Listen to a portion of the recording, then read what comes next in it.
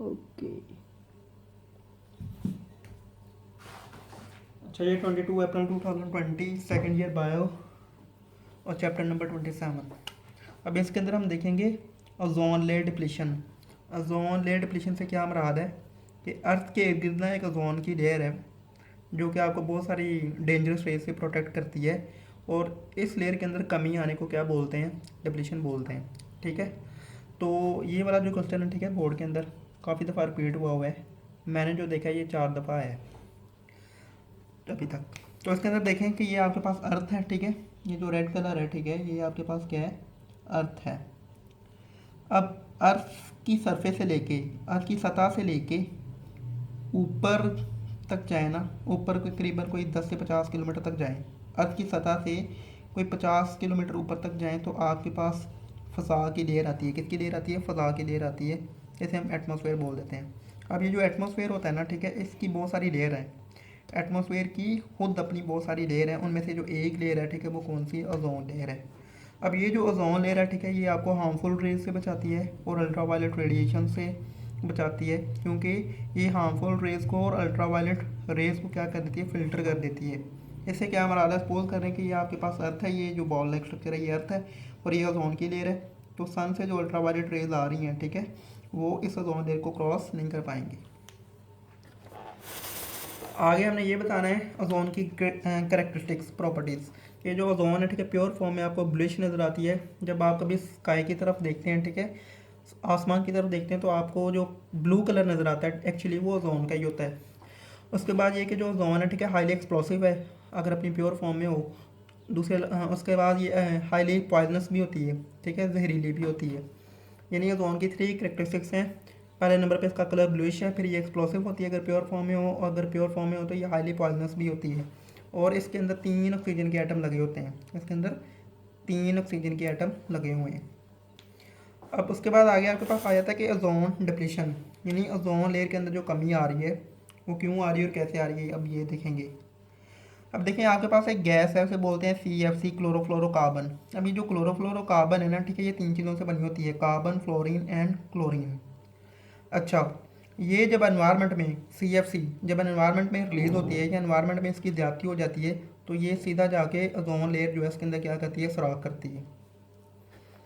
अच्छा, ये CFC कहाँ से रिलीज होती है? ठीक है, ये जो CFC है ना, ठीक है, हमारे जो AC वगैरह होते हैं, एयर कंडीशन वगैरह होते हैं, रेफ्रिजरेटर वगैरह होते हैं, ठीक है, इनके अंदर डलती है।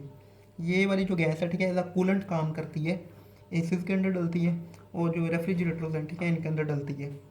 तो ये जो CFC एज अ कूलेंट काम कर रही है, जब ये वाली गैस, ठीक है, रेफ्रिजरेटर से और AC से रिलीज होगी और आपकी जो एटमॉस्फेयर के अंदर जो ओजोन लेयर है, ठीक है, उसे जाके जब नुकसान पहुंचाएंगे तो ओजोन के अंदर सुराख हो जाएंगे, जिसकी वजह से सपोज करने के लिए अगर आपके पास ओजोन की लेयर है तो उसके अंदर अगर सुराख हो रहे हैं CFC की वजह से, तो फिर जो अल्ट्रावायलेट रेडिएशन हैं, ठीक है, वो अर्थ तक पहुंचेंगे और आपको नुकसान पहुंचाएंगे।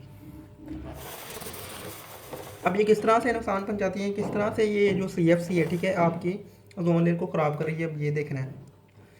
CFC यानी क्लोरोफ्लोरोकार्बन जब एटमॉस्फेयर के अंदर जाके जमा होती है, फ़ज़ा के अंदर जाके जमा होती है, तो फ़ज़ा के अंदर जो अल्ट्रावायलेट रेज हैं, ठीक है, वो CFC को, क्लोरोफ्लोरोकार्बन को कन्वर्ट कर देंगे, या अल्ट्रावायलेट, या इस तरह से कह लें कि अल्ट्रावायलेट रेज जो है, ठीक है, CFC को क्लोरोफ्लोरोकार्बन के ऊपर असरअंदाज होंगे, तो ये जो क्लोरोफ्लोरोकार्बन है, ठीक है, वो क्लोरीन गैस रिलीज़ करेगी। जब क्लोरीन रिलीज होती है तो ये सीधा जाके ओजोन के मॉलिक्यूल को डिस्ट्रॉय करती है, जिसकी वजह से ओजोन लेयर क्या होती जाती है? थिन होती जाती है, पतली होती जाती है, इसके अंदर सुराख होते जाते हैं। जैसे ओजोन लेयर जो है, ठीक है, जैसे ही ओजोन लेयर थिन होगी तो ज़्यादा से ज़्यादा सन से आने वाली जो अल्ट्रावायलेट रेडिएशन या रेज जो है, ठीक है, वो अर्थ तक अप्रोच करेंगी, अर्थ तक आएंगी, तो ये स्किन कैंसर का बायस बनेगी, कैट्रैक्ट यानी मोतिया का बायस बनेगी, ठीक है। और अर्थ की जो सतह का जो टेम्परेचर है या आपके एनवायरनमेंट का जो टेम्परेचर है उसके अंदर ज़्यादती का बायस बनेंगी, और यही अल्ट्रावायलेट रेज जो है, ठीक है, जब अर्थ तक पहुँचेंगी तो ट्रीज को भी नुकसान पहुँचाएंगे, प्लांट्स को भी नुकसान पहुँचाएंगे, क्रॉप्स को भी नुकसान पहुँचाएंगी, जितने भी लिविंग ऑर्गेनिज्म है, ठीक है, उनको नुकसान पहुँचाते हैं। आगे आपके पास आ जाता है